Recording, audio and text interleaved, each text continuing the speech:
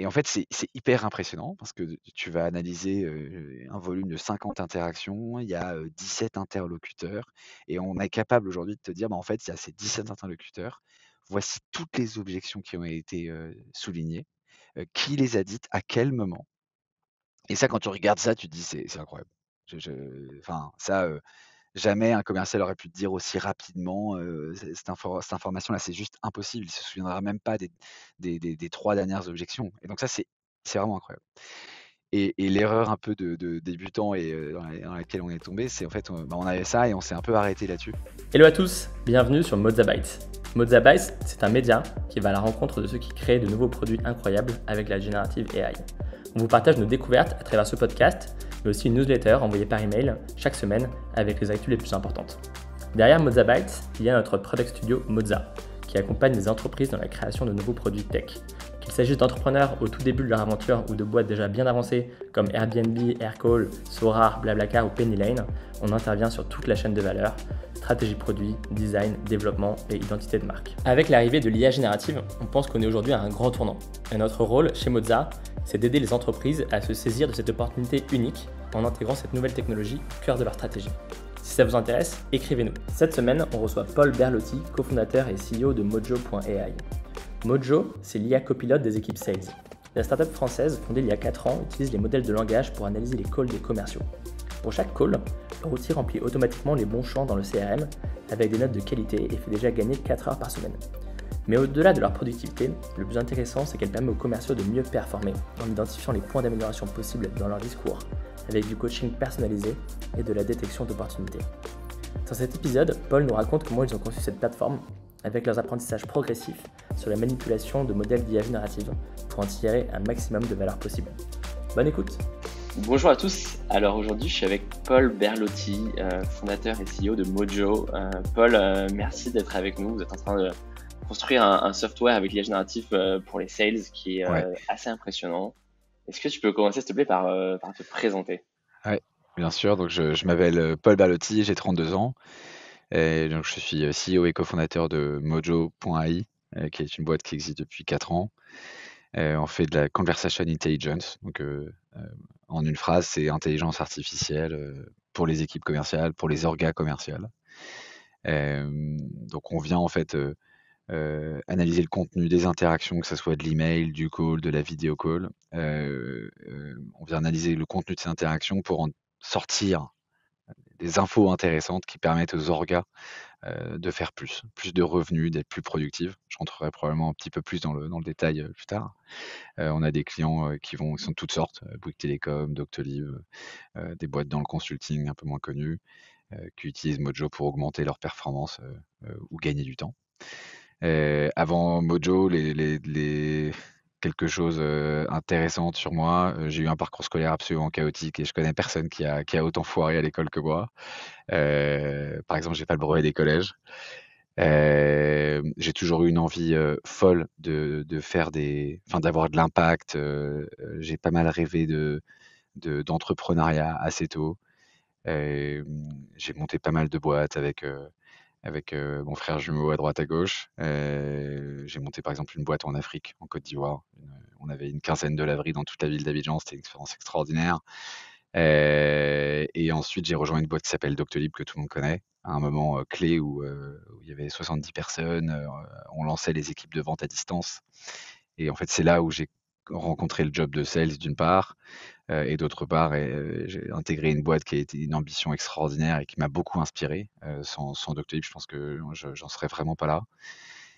Et c'est en fait chez Doctolib que j'ai eu des responsabilités de management en France, ensuite pour des équipes en Allemagne et c'est là où j'ai souffert des problèmes qu'on résout aujourd'hui avec Mojo. Donc je suis le propre client de Mojo. Voilà, sinon j'aime beaucoup le sport, beaucoup la musique, et j'habite à Paris. Merci beaucoup, Paul.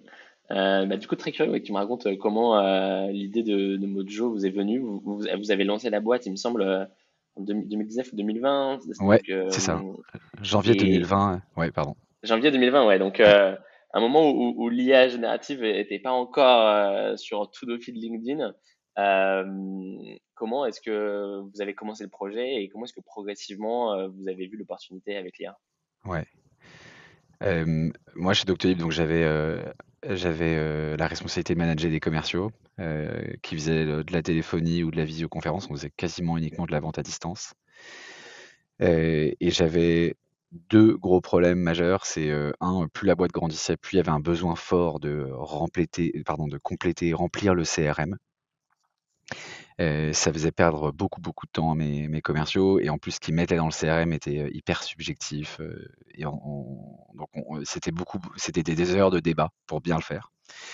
Hem, donc ça, c'était un premier sujet, perte de temps, perte de productivité. Le 2e sujet, c'est plus les équipes grandissaient, plus j'avais de mal à mesurer si oui ou non ils appliquaient la méthode de vente. Il y avait une super méthode de vente chez Doctolib. C'était assez facile pour moi, les premiers commerciaux, de les entendre, à côté de moi et voir s'ils appliquaient la méthode, oui ou non. Plus l'équipe grandissait, plus c'était difficile à voir. Et c'est là, en fait, chez Doctolib que j'ai découvert, qu'on pouvait, enregistrer les appels, les réécouter et juste de les réécouter, ça prenait un temps de dingue, mais je tombais des nues quand je comparais les notes qu'ils remplissaient dans le CRM et aussi ils me disaient: «Mais je te jure que je respecte la méthode de vente». Alors que pas du tout et peut-être qu'ils en étaient pas conscients et du coup, je pouvais faire, play devant eux et les coacher et ça marchait super bien. Juste ça prenait un temps de dingue et c'est là où je découvre en fait des solutions de transcript. Je vois des boîtes aux US qui se lancent même sur, j'enregistre des calls, je les retranscris. J'essaie de trouver des moyens de mettre ça pour mes équipes et en fait, personne le fait en français, personne le fait en allemand, personne n'est en France, personne n'est en Europe et donc je me dis qu'il y a une place pour créer l'acteur européen, avec, on sentait déjà d'ailleurs les normes RGPD qui commençaient à à pop, à exister quoi et donc voilà, je me suis dit: «Bah, là, c'est le bon moment, je peux déjà le vendre ce produit. Il faut juste que je trouve quelqu'un pour le construire». C'est là où j'ai rencontré Mathieu sur LinkedIn, par hasard. J'avais tapé, ex-fondateur, enfin, tu vois, maîtrise d'intelligence artificielle et capable de développer et je suis tombé sur Mathieu. Ça a fité très vite et on s'est lancé ensemble.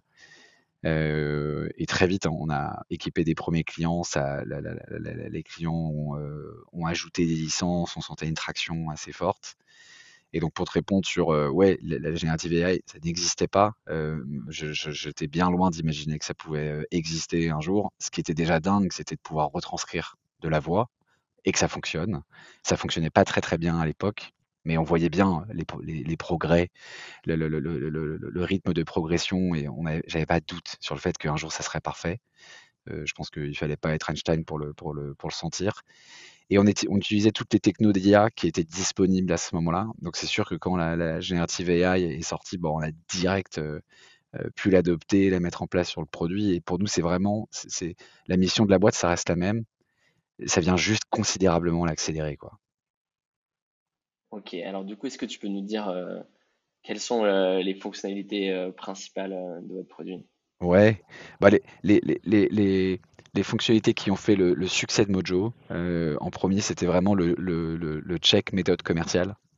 Toutes les orgas commerciales qu'on équipe, sont des orgas assez, matures ou qui grandissent vite et qui, pour avoir du résultat, mettent en place une méthode de vente. Elle l'appelle peut-être pas comme ça, mais en fait, il y a quelque part, si tu arrives en tant que commercial ou account manager chargé de compte, tu vas être formé sur quoi dire, quoi faire, ce qui devient de plus en plus dur. Donc le problème que moi j'ai vécu chez Doctolib, c'est de s'assurer que ça soit bien, mis en place.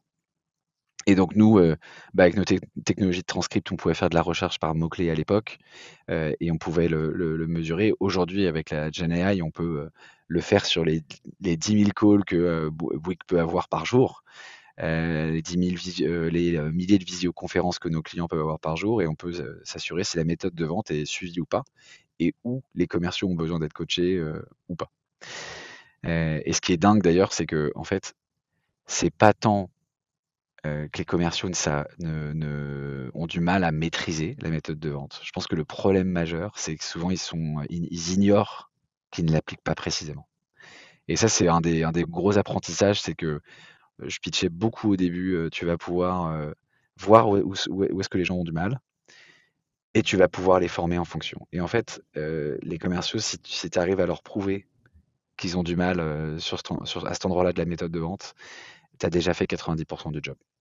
Donc en fait, juste de leur montrer que la chose dont ils sont persuadés qu'ils appliquent, en fait, s'ils ne le font pas, voilà, le coaching est fait.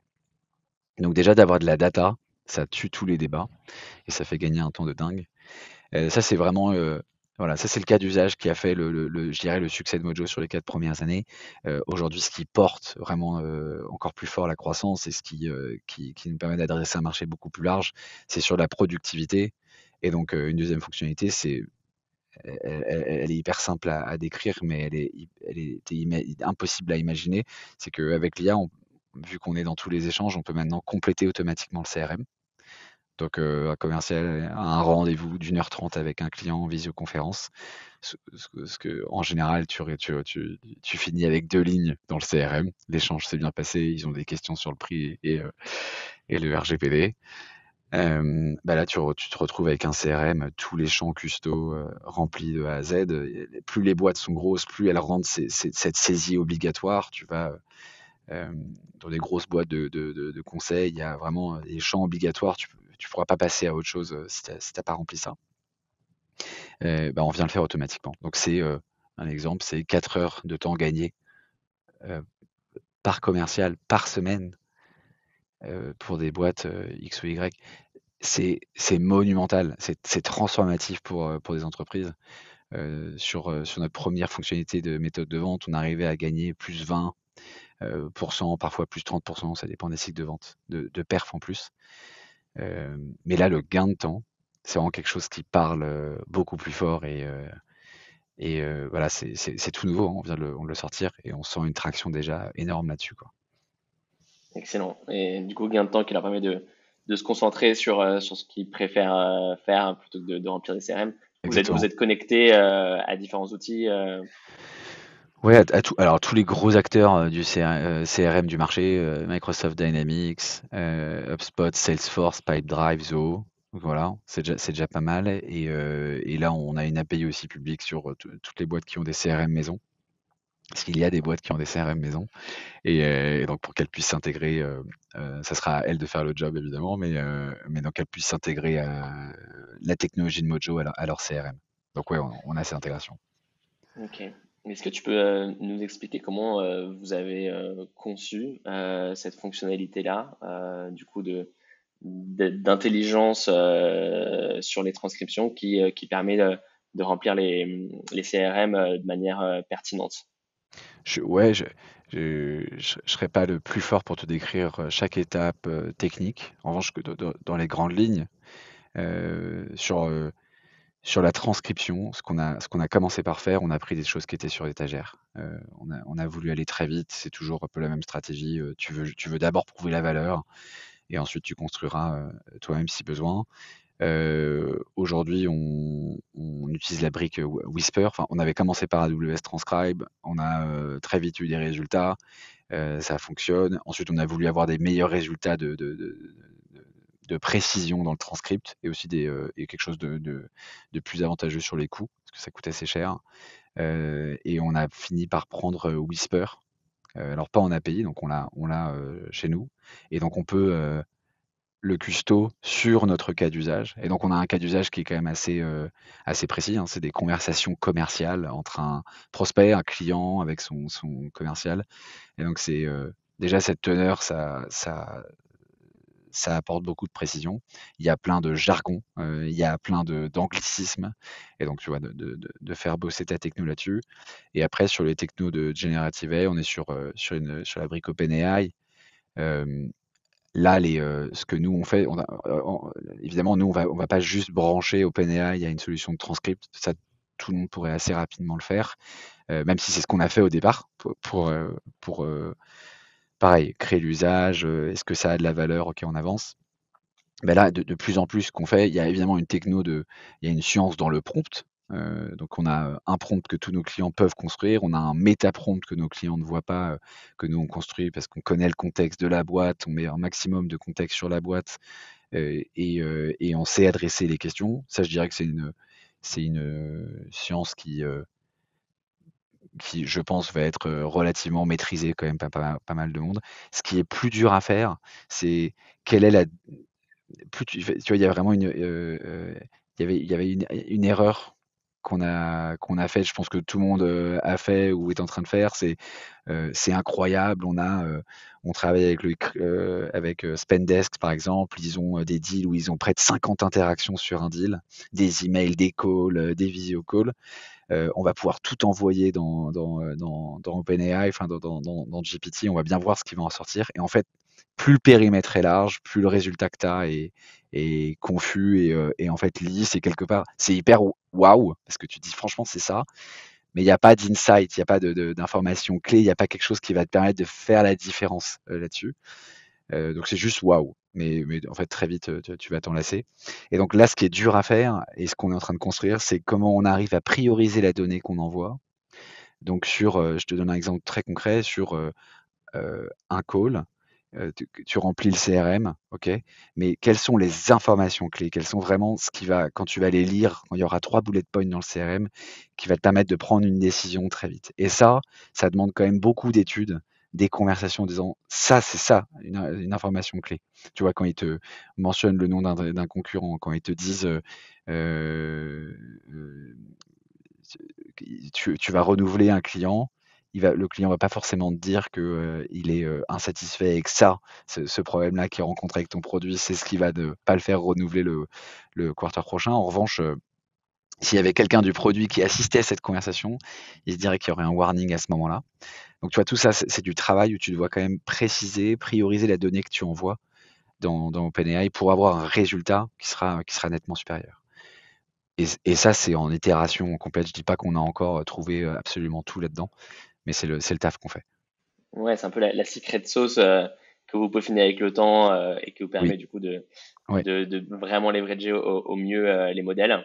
oui, Euh, Est-ce que du coup, au cours du développement de cette feature, vous avez eu d'autres découvertes, tu vois, contre-intuitives sur la ouais. manière de bien la construire et de peaufiner ça?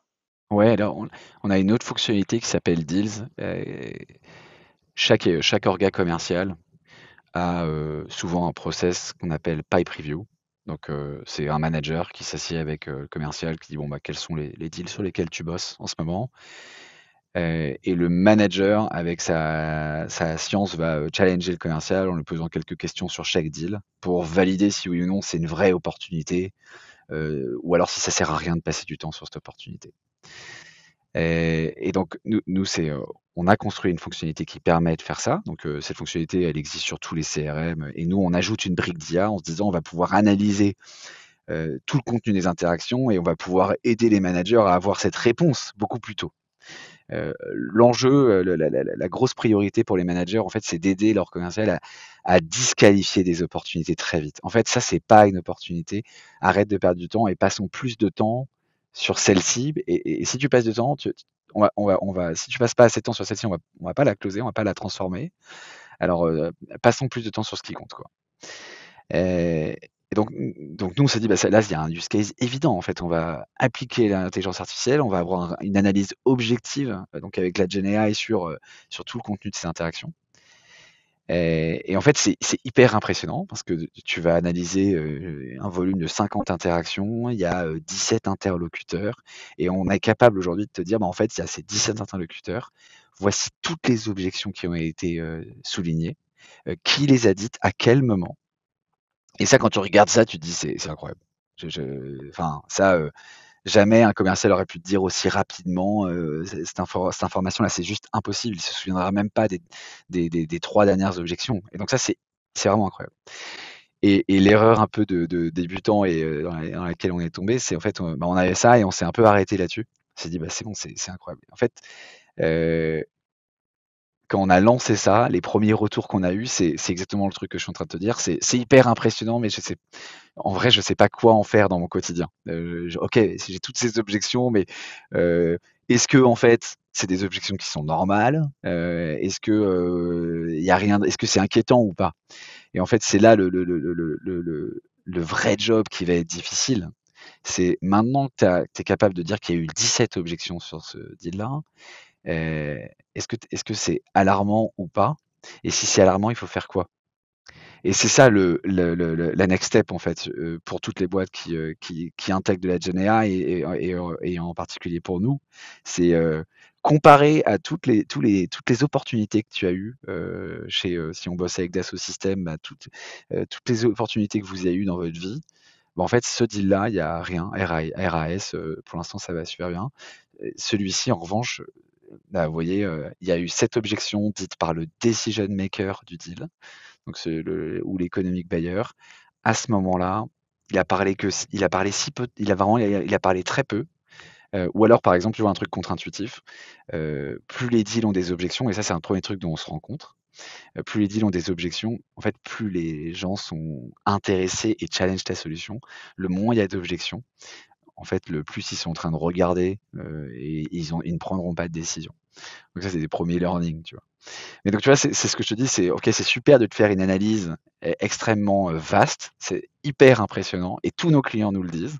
En revanche, dans l'usage, il faut aller beaucoup plus loin et être capable de comparer avec toute ta banque de données, même par rapport à des clients qui te ressemblent et t'aider à te dire, bah, en fait, il faut que tu agisses ici. Excellent, effectivement. Les données sont extrêmement riches et tout l'enjeu après, c'est de savoir bien les leverager. Ouais, Merci beaucoup pour ce partage. je t'en Est-ce que prie. tu peux nous en dire un peu plus sur peut-être les prochaines étapes que vous envisagez avec l'IA générative et quel degré de confiance tu as aujourd'hui sur la technologie et votre capacité à bien la leverager justement pour ça?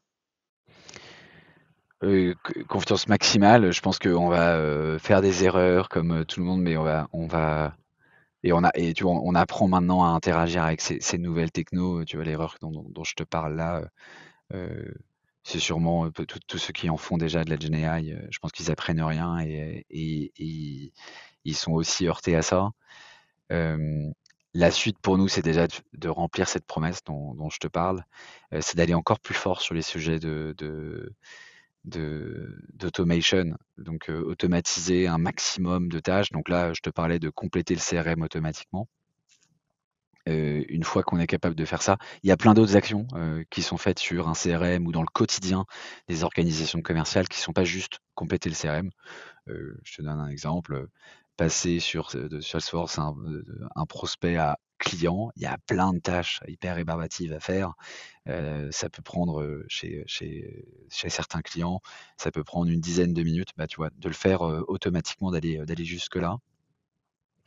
Et ça, je suis très confiant, que, ça puisse être fait avec, du travail, un peu de temps, qu'on va arriver, à ce à ce résultat.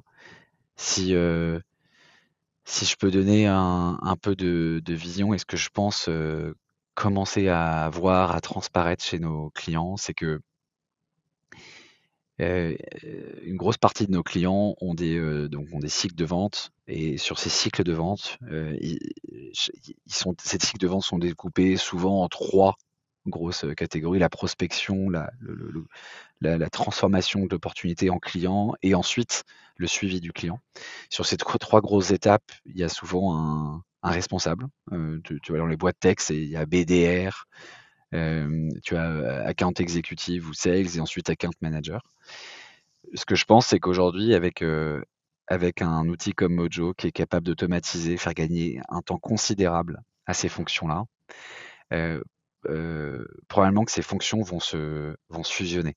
Et couplé en plus à un environnement macroéconomique assez, compliqué où les gens ont besoin de rationaliser, faire plus avec moins, je pense que, les jobs vont, en fait, tu sais, au tout début, enfin, c'est ce qui se passait d'ailleurs avant que toutes les boîtes passent en hyper croissance mode. En fait, il y avait un sales qui devait tout faire. Il devait prospecter jusqu'à suivre son client et je pense qu'on va progressivement revenir à ça, heu, parce que justement, on aura des outils, comme Mojo qui seront capables de t'accompagner. Tu vois, on travaille sur des, fonctionnalités de rédaction d'email, de follow-up, donc après chaque rendez-vous, pour que tu aies un email hyper, custo par rapport à la conversation. Bah, on imagine même le faire en amont, donc pour aller, prospecter des clients. Bah, ça y est, j'ai réussi à closer Moza, ils utilisent Mojo. Bah, maintenant, je peux aller voir toutes les boîtes qui ressemblent à Moza et Mojo va me dire lesquelles elles sont et quel email je peux leur envoyer.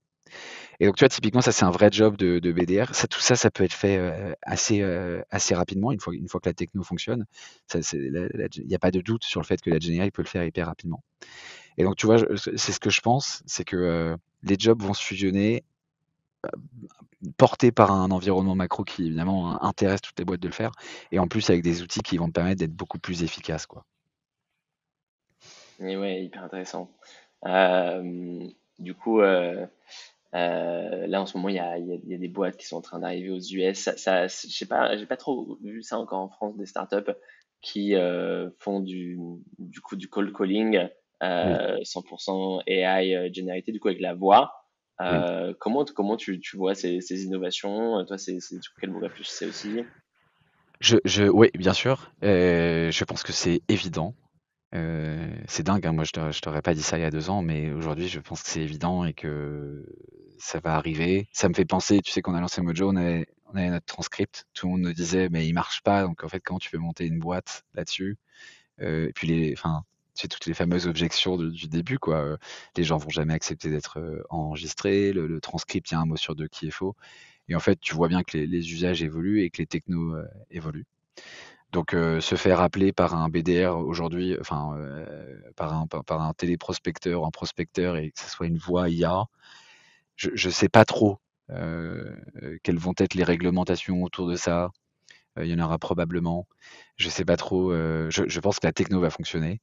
Je sais pas trop, quelle va être la réception des gens par rapport à ça, mais comme d'hab, je me dis, le passé nous prouve quand même que les gens finalement finissent par accepter, ces changements.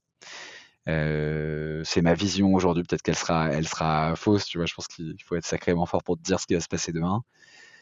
Hem, Ce que je pense, aussi, c'est qu'on l'a vu avec tous les outils d'automatisation, d'automation, ça passe mieux en anglais, mais avec tous les outils d'automation qu'il y a eu sur les environnements, les organisations commerciales, c'est que, tu vois, sur des jobs de BDR, par exemple, c'était devenu tellement un job où tu appuyais sur un bouton et il y avait, des emails qui s'envoyaient automatiquement, des trucs sur LinkedIn qui s'envoyaient, je trouve qu'on est arrivé assez vite à des gens qui réfléchissent plus trop et qui juste cliquent sur des boutons et en fait, il y a énormément de perdition d'avoir des gens qui ne réfléchissent plus, qui ne vont plus par eux-mêmes aller chercher sur LinkedIn le prospect. Pourquoi lui? C'est vrai que ça prend beaucoup de temps, tu vois? Pourquoi cette personne-là? Tiens, c'est marrant, une organisation se compose comme ça, voilà les titres, probablement que lui est le boss d'un tel, et ça prend du temps, mais en fait, il y a quand même quelque chose qui se passe dans ton cerveau et qui te rend beaucoup plus pertinent ensuite dans ton discours, dans la manière dont tu vas conduire de l'idée. Donc je sais pas à quel point. Et je l'ai vu, tu vois? J'ai vu quand même qu'un monde a poussé beaucoup l'automation et que ça devenait contre-productif, que les gens devenaient un peu bébêtes, ils ont un cerveau comme tout le monde et en fait, je pense que le mieux, c'était d'avoir, peut-être un entre 2. Donc je sais pas à quel point on va pouvoir pousser certaines tâches, d'automation. Je pense qu'il y en a qui devront toujours être, ou alors trouver un moyen de les former autrement. Probablement, voilà, je trouve probablement la réponse avec toi là. Hem Ouais, donc voilà, je sais pas trop, précisément à quoi ça va ressembler, mais j'observe ça. Non, mais c'est hyper intéressant. Tu vois, hier, j'ai interviewé le fondateur de Galileo, qui est une startup qui génère des écrans UI ultra nickel, et on se pose aussi les questions, tu Waouh. vois, du futur du métier de product design.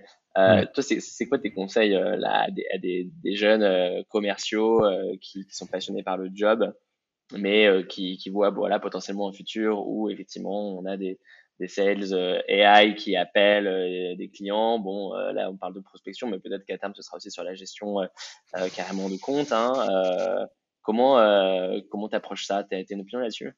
Ouais, je me dis que si demain, alors, hem, il va falloir être super fort, heu, sur de la prospection, enfin en fait, je pense que ce qui est très important dans de la prospection, c'est vraiment l'état d'esprit que ça crée en toi. C'est-à-dire être, assez attaquant, de pas prendre, de pas demander la permission, de pas prendre un an pour une réponse. Et ça, c'est quand même très, très, très important dans la fonction sales, notamment dans des startups. Je pense que si tu es chez Salesforce, c'est pas aussi important parce que c'est presque un autre métier.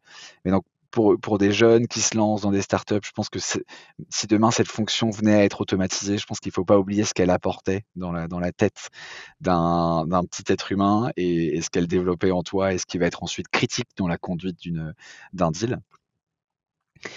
Je sais pas si c'est demain la veille que le suivi d'une vente, le rôle d'un sales qui t'accompagne dans une vente, tu as de la visio, même du rendez-vous physique. Je pense pas que ça soit demain la veille. Je me dis que si demain ça venait à être automatisé, bah, du coup, le prospect lui-même pourrait être automatisé. Bien malin celui qui a la réponse aujourd'hui. Donc je me dis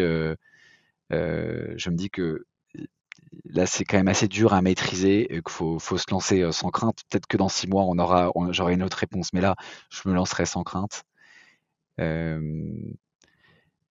Et que de plus en plus, c'est marrant parce que je me faisais l'observation, mais tu vois, plus Mojo grandit, plus j'ai été tenté d'automatiser plein de trucs que je faisais. Moi, j'ai été le premier commercial de la boîte, hein, en réalité. Plus j'ai été tenté d'automatiser, de déléguer beaucoup, beaucoup de choses que je faisais. Et en fait, il y a quand même des fonctions que je peux pas déléguer, de me rendre à des événements, d'aller rencontrer les gens en physique. Et c'est dingue l'impact que ça peut avoir. Et je pense que ça, pareil, si tout peut être automatisé d'une part, peut-être que ces éléments-là seront le seront jamais. Donc, Ouais, ouais. pas trop de Ouais, crainte bah, là-dessus. c'est peut-être là où tu seras capable de montrer la valeur qu'a un client pour toi et le niveau d'implication que tu es prêt à avoir dans ta relation avec lui, quoi. Parce que ce Ouais, sera pas ouais, automatisable, ouais. absolument. Ok, bah merci beaucoup pour cette Je t'en prie, discussion prospective et c'est mes vraiment. avis, hein. Ah non, mais bien sûr, ça va très vite et on sait pas où ça ira, bien entendu. Et d'ailleurs, ta réponse est hyper intéressante sur le fait qu'effectivement, bah, potentiellement, le client aussi sera automatisé il y aura probablement des discussions entre IA at some point.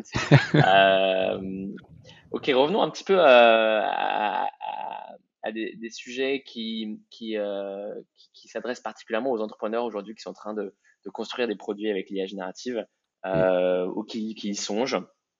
Est-ce que tu as des conseils à leur partager? Tu vois, moi, je pense notamment à l'organisation des équipes. Aujourd'hui, comment est-ce que vous construisez ces features avec la Gen AI? Qu'est-ce qui change par rapport à avant cette technologie-là? Est-ce que tu peux nous en dire un peu plus là-dessus? Ouais, sur, bon, tu vois, nous les responsabilités de l'équipe data science, elles ont pas tant changé. Donc data science, machine learning engineer, enfin, les gens s'y reconnaîtront. Elles, les objectifs quelque part ne changent pas. C'était rendre l'intelligence artificielle de Mojo plus précise, et fournir des résultats qui soient 10 fois supérieurs à ce que tu pourrais faire, juste en te branchant sur OpenAI. Donc ça, quelque part, les objectifs ont toujours été, plus ou moins les mêmes. Ça a toujours été cette trajectoire. Juste aujourd'hui, ça devient beaucoup plus critique parce que, c'est sûr que, heu, quand on a lancé Mojo, on imaginait il y a 4 ans, on faisait pas mal de choses que le CRM faisait, juste parfois on le faisait juste plus beau avec un meilleur UX et on apportait de la valeur. Et je pense qu'il y a beaucoup de boîtes qui se sont construits, sur des je connais pas tous les secteurs, mais sur le secteur du CRM, il y a plein de boîtes qui ont existé parce qu'elles faisaient un Salesforce ou un HubSpot plus simple, plus beau. Les gens ignoraient totalement qu'ils avaient ces fonctionnalités sur HubSpot ou Salesforce, et ils les avaient sur un outil de cadence mailing et que c'était beaucoup plus simple et du coup, ils se mettaient à utiliser ça. Donc maintenant avec l'IA, c'est d'ailleurs, c'est une des principales menaces, hein, pour des CRM, c'est de pas aller assez vite sur, pivoter leur modèle tu vois, Salesforce, c'est une énorme base de données et comment il y a ça semble hyper évident, hein. Tu te dis: «Bah, tu fous la Gen AI là-dedans» et ils ont gagné. En réalité, ils ont quand même pas mal de mal à se transformer. C'est beaucoup plus lent qu'une jeune startup. Je pense que le principal conseil que je donnerais, c'est ce que je te disais au départ, c'est, hem, c'est pas tant d'envoyer toute cette donnée dans la GenAI et de pouvoir poser des questions. En réalité, les gens, tu vois, on a fait des fonctionnalités de Ask Anything. Voilà mon opportunité et c'est super waouh de poser des questions et je pense qu'il y a plein de gens qui se diraient que c'est suffisant pour lancer une boîte parce que c'est une fonctionnalité qui est incroyable. Mais en réalité, une fois que ça, tu vois, on le voit, c'est les gens utilisent à fond et puis il y a un drop parce qu'en fait, ça change rien à leur vie, ça leur apporte pas assez de valeur. Une fois qu'ils sont impressionnés, ils se disent: «Bah ouais, je trouve ça super, mais j'ai pas réussi à je vois pas l'utilisation pour moi». Probablement que tu as des clients qui l'utilisent et que c'est utile pour eux, mais pas pour nous. Hem, il faut aller jusqu'au bout et cette donnée que je te donne, comment tu peux l'interpréter? Elle est rouge ou elle est verte? Et si elle est rouge, qu'est-ce que tu peux en faire? Et il faut aller jusque là et la tâche, elle est vraiment difficile. C'est-à-dire que comparer, la réponse que je te donne sur une opportunité, donc là, je parle vraiment de Mojo, hein, mais tout le monde peut poser ça à leur business, mais ce que je te donne comme info, voilà mon résumé sur cette opportunité, eh bien, je te compare ça à toute ta base de données. Et ça, c'est extrêmement difficile à faire parce que tu connais aussi bien que moi la GenAI, mais plus ton scope de data est large, moins tu es pertinent. Il y a un vrai travail là-dessus que plein de boîtes essaient d'opérer à leur échelle pour avoir une réponse ultra pertinente. Et ça, on a du temps, hein. Ça, je pense que c'est pas, tu vois, on se dit, ça va, tous les jobs vont être remplacés. Tu vois, je trouve qu'avant d'arriver à ces réponses-là, on a bien, bon, c'est quand même très court terme, mais j'imagine, on a 1 an, 2 ans avant que des premières boîtes arrivent à craquer des choses aussi fortes que ça. Et du coup, chez vous, qui sont les personnes qui s'occupent de concevoir, si tu veux, toute cette ingénierie de prompting, en fait, c'est ça, hein, c'est Ouais, quelles informations, quel contexte on ouais, donne. ouais, Euh, Tu vois, l'autre jour, on échangeait avec Romain Lapère, le CEO de Gorgias, qui fait du customer support aussi oui, avec ouais, bien sûr. des GenAI. Et lui nous disait que c'était ses meilleurs employés de customer support qui finalement deviennent les meilleurs Exact. prompt engineers. Ouais. De votre côté, comment ça marche? Bah, c'est un très bon point. Nous, c'est comme ça que je l'expliquerai à des gens qui sont loin de la GenAI, mais c'est, pour la maîtrise du prompting, ça va être un peu comme les gens aujourd'hui qui sont très forts sur Excel. En fait, il y en a. C'est une fonction, il y a c'est pas tout le monde est très, très fort sur Excel, mais il y en a. Et je pense que demain, ça va être ça sur le prompting, et que tout le monde doit monter en compétence, sur, savoir faire un prompting. Donc nous, d'une part, c'est vraiment les customer support qui vont devenir les maîtres du prompting, qui pourront aider nos clients à corriger vite les erreurs pour avoir des résultats qui soient le plus pertinents possible. Et on va aussi, là, nous, on crée des interfaces sur notre produit pour que nos clients deviennent super forts en prompting. Et le meilleur moyen de devenir fort en prompting, c'est de. Aujourd'hui, le problème, c'est que quand tu as des milliers d'interactions sur Mojo et que tu fais un prompt, c'est un problème qu'on avait puisqu'on on a sorti ces fonctionnalités-là. Mais en fait, ils mettaient en place un prompt et ils mettaient une semaine à se rendre compte si le prompt était bon ou mauvais. Et donc en fait, ça, tu perds beaucoup de rythme. Les gens se disent bon, ça va pas marcher. Et en réalité, business is business et les gens ils abandonnent et ils passent à autre chose. Alors que si tu leur donnes la possibilité d'avoir le résultat live, voilà, d'avoir vraiment une sandbox en fait, de pouvoir tester du prompt et de voir les résultats, les réponses que ça te donnerait. Là, tu leur donnes la possibilité d'accélérer, mais drastiquement leur progression sur leur cas d'usage à eux, parce que même s'il y a des cas d'usage dans des organisations commerciales qui sont très semblables, très similaires, il y a quand même des particularités chez Bouygues que tu retrouves pas chez Doctolib et ni chez Spendesk. Alors c'est ça, donc nous c'est sur le prompting, c'était data science et maintenant en fait nous on pense que la data science ça doit pas être leur job, ça va être customer support et ensuite enabler nos clients pour qu'ils le deviennent le plus possible. Et on pense que même c'est un avantage concurrentiel, enfin tu vois, nous on appuie à fond là-dessus. Le rôle de la data science, ça doit plus être du prompting, ça doit vraiment être: «OK, ça c'est tout le volume de data que j'ai, je dois faire des choix. Je dois la prioriser. Je dois dire que ça, c'est plus important que ça. Et donc, pour remplacer les ça par du concret, euh, dans une vente, tu peux parler 90% de ton temps à des gens qui sont des champions, qui sont importants, mais ce qui va être clé, c'est le decision maker. Et quels vont être les mots, les phrases qu'il va dire et comment je les compare à toutes tes anciennes opportunités et est-ce que ça sent bon ou ça sent mauvais. Et donc ça, par exemple, c'est vraiment très propre à notre cas d'usage et ça va être le job des data scientists. Là, je te donne quelque chose de j'enfonce une porte ouverte en te disant que le decision maker, c'est important. Mais il y a d'autres choses dans la vente. Ils ont mentionné le nom d'un concurrent à ce moment-là de la vente. Qu'est-ce que ça veut dire? Tu as reçu un email qui dit ça, à ce moment-là, qu'est-ce que ça veut dire? Et il y a des choses qu'on ne voit pas aujourd'hui et qui peuvent en fait appartenir à des tendances si tu prenais énormément de recul, qui pourraient t'aider.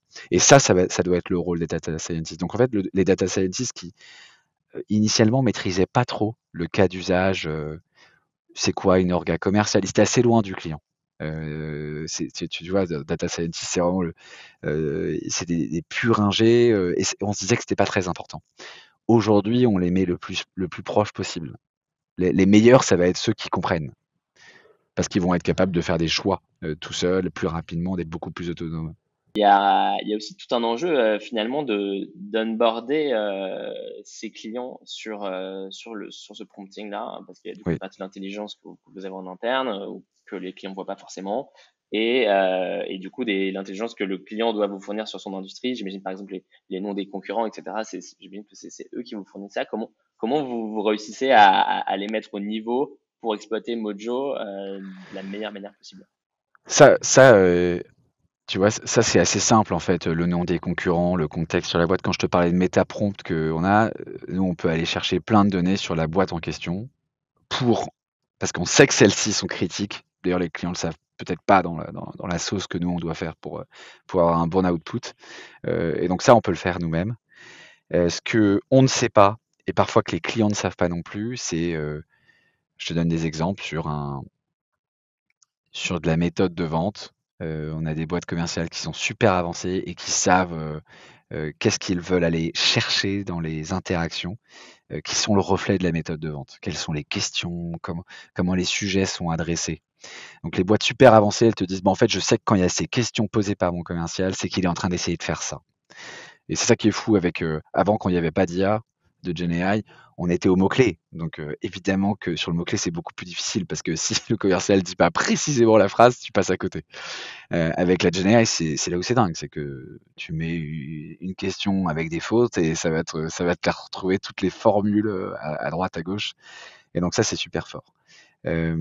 Là où il faut éduquer nos clients, les aider, c'est que si tu leur donnes juste la fonctionnalité, bon, bah, on va aller regarder ta méthode de vente, ils vont poser des questions trop génériques, et en fait, on va cibler des trucs trop larges et donc en gros, on va te dire, tu vois, je te donne un exemple très concret. Heu on a des clients qui en fin de démonstration commerciale, pour driver de la vente, pour aller chercher toutes les objections du client, ils vont dire: «Bon Adrien, voilà, maintenant que tu as vu la démo, c'est quoi les probabilités qu'on bosse ensemble?» Tu vois, c'est des trucs tout bêtes, et là, pourquoi cette question est hyper importante, c'est qu'en fait le client qui est super intéressé, il dit: «Non mais t'inquiète, on va le faire, c'est énorme». Les clients qui sont, pas intéressés, ils vont commencer à mettre la machine à fumer, ils vont dire: «Bah écoute, là il faut que j'en parle», et donc là, c'est le rôle du commercial d'aller pousser à ce moment-là, c'est-à-dire en parler avec qui, enfin tu vois? Et d'aller challenger toutes les objections pour les affronter et pour essayer de les combattre à ce moment T versus par email ou versus quand le client ne répond plus. Et donc ces questions-là, là c'est vraiment un exemple très très précis, mais ces questions-là, elles apportent de la performance. Et ben on a plein de clients qui soit ne le font pas. Tu vois, il y a plein d'organisations commerciales qui se disent très avancées, mais qui n'ont pas des méthodes aussi poussées, aussi précises. Donc elles vont te dire: «Je veux savoir si, mon commercial a fait un elevator pitch, s'il y a bien eu l'intro et s'il y a bien eu les next steps». Mais ça, tu vois, c'est oui, on va te le oui, oui, la réponse est oui. Tu en fais quoi? Tu vois? Qu'est-ce que tu fais de ça en quoi ça t'apporte de voir que les next steps ont été posés, ce qui t'apporte, c'est surtout, c'est quoi les moments clés de la conversation? Qu'est-ce qui va vraiment transformer le business? Et cette question très précise, ça peut être un exemple. Et l'IA, si là, la conversation que je viens d'avoir avec toi, On ne l'a pas avec tous nos clients. Et ben, ils vont te faire un next step, intro. Et en fait, ça va être waouh pendant une semaine. Et après, plus personne ne va s'en servir. Donc, tu es obligé de les pousser là-dedans. Ok, hyper intéressant. Donc, tout votre savoir en fait commercial doit exister dans le produit. Oui. Et c'est hyper dur, hein. C'est hyper dur parce que moi, le premier, je peux tomber dans ces pièges-là. Nous, quand on a sorti ces fonctionnalités-là, je me disais, c'est énorme. Next step, elevator pitch, intro, waouh. En plus, c'est vrai. Il y a un elevator pitch ici, il y a l'intro, il y a les next steps ici. Mais en fait, t'en fais rien. Donc, on peut tous tomber dans le piège. Et c'est nous, on doit être les experts de ça. On doit te dire, ça, c'est pas de l'hallucination, mais en fait, ça n'apporte pas de valeur. C'est d'ailleurs probablement pour ça que les meilleurs data scientists sont ceux qui comprennent les organisations commerciales et qui comprennent ces discussions-là, quoi. 500%. Ok, merci beaucoup Paul. Je crois que tu as répondu à toutes mes questions. Ravi. C'était un vrai plaisir de te recevoir. On va suivre l'évolution de Mojo de près et très très très envie de tester ça évidemment. Merci pour ton accueil et trop T'es content d'avoir un pu très répondre à bon, tes t'es un questions. très bon sales. Je suis hyper aidé par Mojo. Merci beaucoup Paul. Je t'en prie, Adrien, merci beaucoup. À bientôt. Bye. Voilà, c'était Mozzabytes. Merci à tous pour votre écoute. Pour être tenu informé des prochains épisodes, mais aussi des dernières actus dans l'IA générative, les nouveaux outils, les meilleurs événements et les levées de fonds récentes, inscrivez-vous à notre newsletter Mozzabytes sur Substack. Et enfin, si vous réfléchissez à l'intégration de la Gen AI dans votre produit ou souhaitez lancer un nouveau produit avec cette technologie, écrivez-moi et je serai ravi de vous montrer comment notre studio Mozza peut vous aider sur ces nouvelles opportunités. À très vite!